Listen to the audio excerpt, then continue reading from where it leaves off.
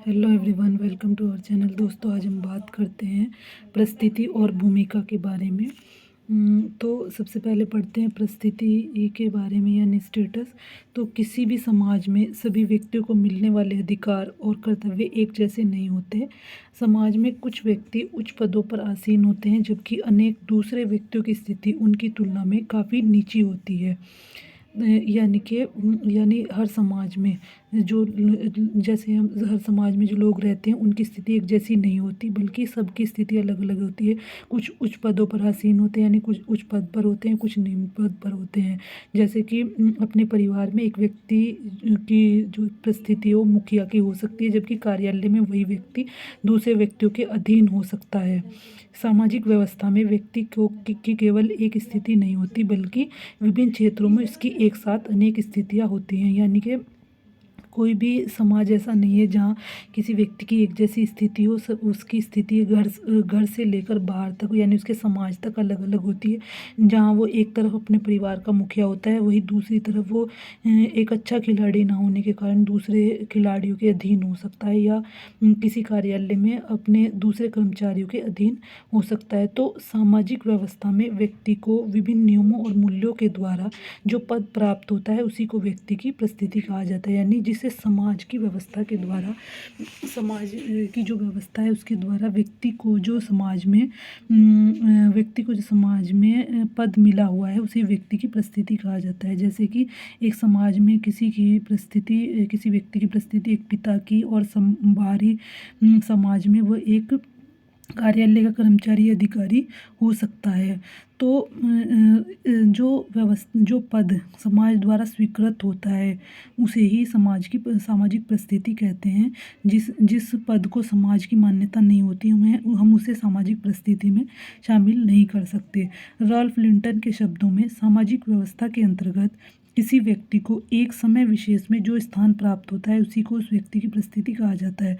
यानी कि किसी भी सामाजिक व्यवस्था में एक समय विशेष में व्यक्ति को जो समाज के द्वारा कोई पद मिला हुआ होता है उसे व्यक्ति की परिस्थिति कहा जाता है। इलियट और मेरिल के शब्दों में परिस्थिति व्यक्ति का वह पद है जिसे व्यक्ति किसी समूह में अपने लिंग, आयु, परिवार, वर्ग, व्यवसाय, विवाह अथवा विशेष प्रयत्नों आदि के कारण प्राप्त करता है। यानी कि किसी समाज में व्यक्ति जिस पद को अपने लिंग, आयु यानी बड़े या छोटे होने की वजह से, परिवार की वजह से, या वर्ग और व्यवसाय, विवाह आदि प्रयत्नों के द्वारा प्राप्त करता है उसे उसकी परिस्थिति कहते हैं।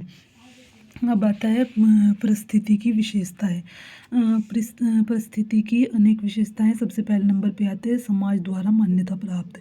कोई भी वही पद सामाजिक परिस्थिति के अंतर्गत आता है जिसे समाज द्वारा मान्यता प्राप्त होती है, यानी जिसे समाज स्वीकृत करता है। और एक जैसे कि एक पिता का और एक माता का पद, या एक पुत्र का, जिसे समाज की मान्यता प्राप्त होती है। यानी कि किसी भी अवैध रिश्ते या संबंध को परिस्थिति के अंतर्गत नहीं रख सकते। दूसरे नंबर पर आता है संस्थागत पद।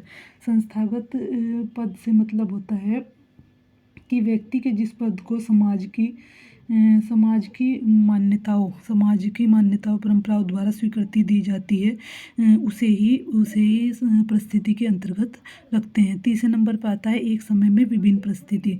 किसी भी व्यक्ति की एक समय में कोई एक परिस्थिति नहीं होती, बल्कि वो एक समय में बहुत सारी परिस्थितियों का धारण करता है। जैसे कि वो परिवार में एक पिता, भाई, पति और बहुत सारे मामा, चाचा कहीं पद धारण कर सकता है। तो उसकी एक परिस्थिति एक साथ विभिन्न परिस्थितियाँ होती हैं। तो इस तरह परिस्थितियों की एक श्रृंखला बनी हुई रहती है। चौथे नंबर पर आता है परिस्थिति की अवधारणा प्रतिष्ठा से भिन्न है। परिस्थिति जो होती है वो एक पद है, और प्रतिष्ठा उससे मिलने वाली इज्जत है। अगर कोई व्यक्ति किसी उच्च परिस्थिति पे है, जैसे कि अधिकारी या डॉक्टर है, लेकिन वो अपनी परिस्थिति से जुड़ी हुई जिम्मेदारियों को सही से नहीं निभाता, तो एक उच्च अधिकारी होने के बावजूद भी उसकी जो प्रतिष्ठा होगी वो निम्न होगी, मतलब क्योंकि वो अपनी जिम्मेदारियों को सही से पूरा नहीं कर रहा है। वही एक साधारण से कर्मचारी की, अगर वो अपने अपने साधारण सा कर्मचारी अगर अपने जिम्मेदारियों को सही ढंग से पूरा करता है तो वो एक छोटा कर्मचारी होने के बावजूद भी उसकी प्रतिष्ठा एक अधिकारी से ज़्यादा हो सकती है। 5वें नंबर पे आता है परिस्थिति समूह। एक व्यक्ति परिस्थिति समूह का मतलब होता है कि जो एक जैसे परिस्थिति धारण करने वाले लोग हैं, जैसे कि चाहे वो चिकित्सक हों, चाहे वो पेंटर हों, चाहे शिक्षक हों, कुछ भी हों, जो तो उनका एक समूह बन जाता है, उसे परिस्थिति समूह कहते हैं। इसे डेविस ने परिस्थिति संकुल भी कहा है। 6ठे नंबर पे आता है परिस्थिति श्रृंखला या परिस्थिति क्रम।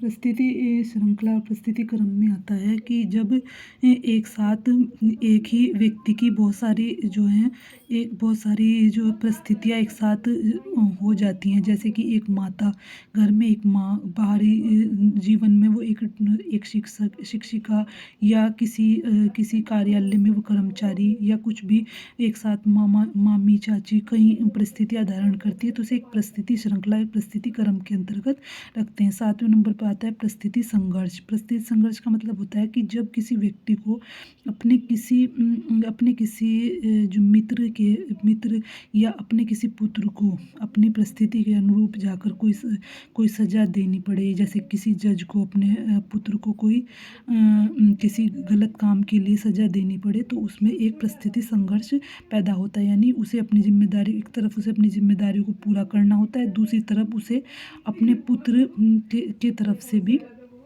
एक पिता होने के नाते भी उसे ये चीज़ जो है फील होती है, तो इसलिए उसके अंतर्गत उसमें एक परिस्थिति संघर्ष पैदा हो जाता है। 8वें नंबर पर आता है परिस्थिति का भूमिका से घनिष्ठ संबंध है। यानी परिस्थिति और भूमिका एक दूसरे से जुड़े हुए शब्द हैं, क्योंकि हर इंसान की जो परिस्थिति होती है उससे जुड़ी हुई कुछ जिम्मेदारी होती हैं जो उसकी भूमिका कहलाती है। कोई भी ऐसी परिस्थिति नहीं है जिसकी कोई जिम्मेदारी ना हो।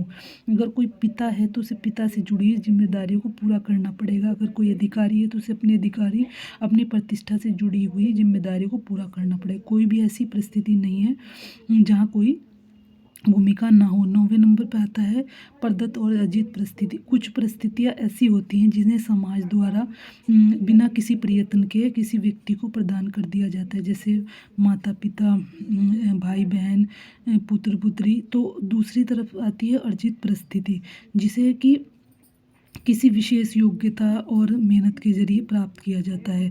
वो अर्जित परिस्थिति में आते हैं। ये अर्जित गुणों में आते हैं क्योंकि इसे व्यक्ति अपनी मेहनत से प्राप्त करता है। और प्रदत्त परिस्थिति व्यक्ति को समाज द्वारा मान्यता प्राप्त नियमों के जरिए मिल जाती है।